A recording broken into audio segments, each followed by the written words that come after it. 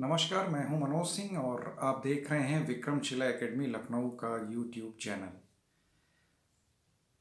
आज हम लोग चर्चा करेंगे कांग्रेस के गठन की कि कांग्रेस का गठन किसने किया, किन परिस्थितियों में कांग्रेस का गठन हुआ, उसका बैकग्राउंड क्या था। तो सबसे पहले, जैसे कि आप लोगों ने थंबनेल में भी देखा कि कांग्रेस का गठन एक अंग्रेज ने किया, एक विदेशी ने किया। तो किन परिस्थितियों में कांग्रेस का गठन हुआ, कौन सी पृष्ठभूमि थी इसके गठन की, इसके लिए थोड़ा सा हम लोगों को पीछे जाना पड़ेगा। हालांकि आप में से बहुतों को पता होगा कि दिसंबर 1885 में कांग्रेस का गठन हुआ था, भारतीय राष्ट्रीय कांग्रेस। 1857 का विद्रोह तो आपको सभी को पता होगा। 100 सालों के अंग्रेजों के शासन के बाद 1857 का विद्रोह हुआ, अंग्रेजों की गलत नीतियों के कारण। और विद्रोह इतना तगड़ा था कि ऐसा लगा एक समय में कि शायद अंग्रेजी शासन सत्ता भारत से उठ जाएगी या समाप्त हो जाएगी। विद्रोहियों ने इतना तगड़ा हमला बोला जगह जगह पर, चाहे वो दिल्ली हो, चाहे इलाहाबाद हो, लखनऊ हो, बरेली हो, जगदीशपुर हो, बनारस हो, सभी जगहों पर विद्रोही नेताओं ने अंग्रेजी शासन पर तगड़े हमले किए। जनता ने भी उनका भरपूर साथ दिया। तो मैं आप लोगों से कह रहा था कि एक समय ऐसा लगा कि शायद 100 सालों तक ही ब्रिटिश शासन का समय लिखा था भारत में, और ब्रिटिश शासन की समाप्ति के संकेत आने लगे थे। लेकिन ऐसा नहीं हुआ और अंग्रेज़ों ने इस विद्रोह को बुरी तरीके से दबा दिया और लगभग सारे विद्रोही नेता मारे गए या भाग गए। अंग्रेज़ों ने भारतीय शासन जो ब्रिटेन का यहाँ पर था उसको बचा तो लिया, लेकिन वे डर गए थे कि अगर भविष्य में फिर से इस तरह के किसी विद्रोह की पुनरावृत्ति होती है, रिपीटिशन होता है, तो शायद तब अंग्रेजी शासन को बचा पाना मुश्किल होगा। अंग्रेजों ने तमाम उपाय किए, तमाम प्रिवेंटिव मेजर्स उठाए उन्होंने, जिसमें कुछ मुख्य थे कि भारतीयों के सामाजिक सांस्कृतिक मामलों में हस्तक्षेप उन्होंने करना बंद कर दिया। ब्रिटिश सेना में भारतीय सैनिकों का अनुपात घटा दिया। लेकिन जो सबसे महत्वपूर्ण चीज थी वो थी कि भारतीयों के असंतोष को किस प्रकार से जाना जाए। और इसके लिए एक ब्रिटिश अंग्रेज अधिकारी था, A.O. ह्यूम। उसने ब्रिटिश शासन को एक सुझाव दिया कि क्यों ना हम भारतीयों को एक ऐसा प्लेटफॉर्म प्रोवाइड करें जहां पर आकर के वो बेहिचक अपनी समस्याओं, अपनी सोच, अपने असंतोष को व्यक्त कर सकें बिना डर के। चूंकि ब्रिटिश गवर्नमेंट द्वारा ही वो प्लेटफॉर्म प्रोवाइड होगा, तो निर्भय होकर के भारतीय लोग उस प्लेटफॉर्म पर आकर के अपनी समस्याओं की चर्चा कर सकते हैं।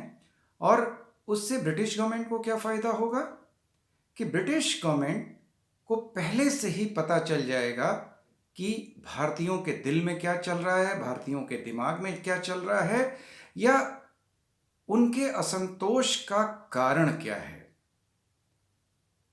और अगर ये चीज़ें पहले ही पता चल जाएं तो इस प्रकार के असंतोष या विद्रोह को दबाना ज़्यादा आसान रहेगा।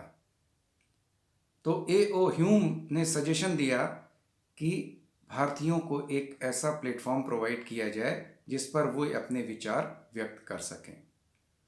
और इसी के साथ गठन होता है भारतीय राष्ट्रीय कांग्रेस का। हालांकि दादा भाई नौरोजी ने ये शब्द दिया था 1885 में कांग्रेस का गठन हुआ बड़े जोर शोर से।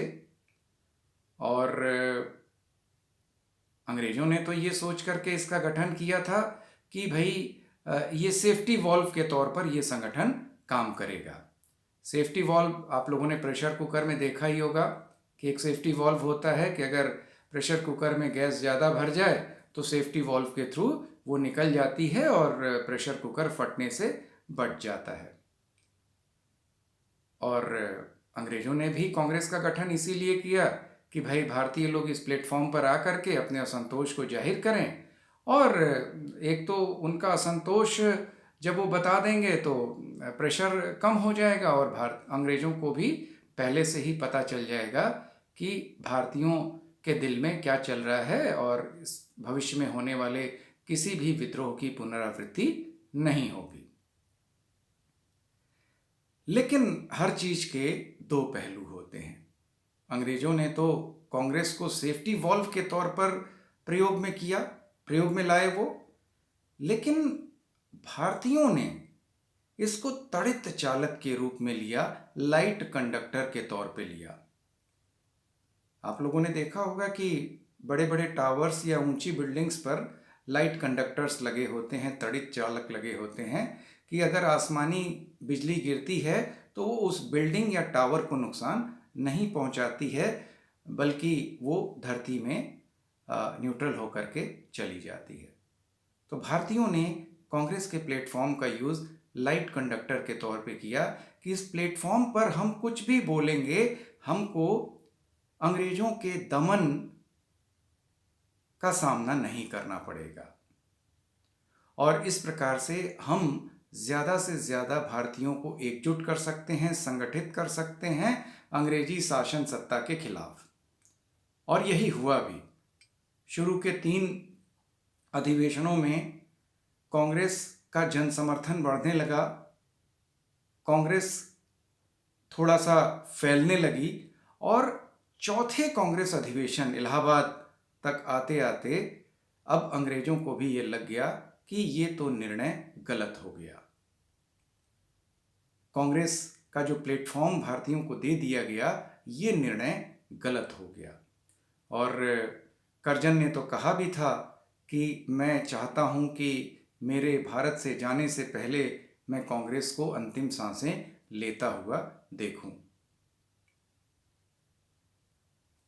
अब अंग्रेज़ों ने कांग्रेस को कमज़ोर करने की कोशिश की, लेकिन अब कांग्रेस रूपी जो पौधा था वो पेड़ का रूप ले चुका था और अंग्रेजी शासन के खिलाफ लोग इसके बैनर तले इकट्ठा होने लगे थे।